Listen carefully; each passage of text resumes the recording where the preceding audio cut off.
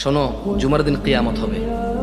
কয় বছর পর হবে তা আমি জানি না, কয় বছর পর হবে তা আমি জানি না। আপনারা তো জানেন যে আল্লাহ সুবহানাহু ওয়া তাআলা জুমার দিনই কিয়ামত। দিন কি বার?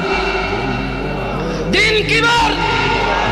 যেই বারে তোমার দেশে সিনেমা রিলিজ হয়, কারণ তুমি ওটা দেখবা, ও জানে। আজকে ছুটি না, আজকে কি ছুটি? সিনেমা আজকে রিলিজ হবে যাতে তোমরা সবাই যা দেখতে পারো। ওই দিন পৃথিবীটা ভেঙে চুরমার হয়ে যাবে।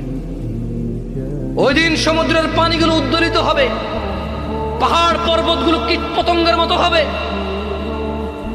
তারকা নক্ষত্র ঝরে পড়বে, সূর্য আলোহীন হয়ে যাবে, মাটি তার সবকিছু বের করে দিবে।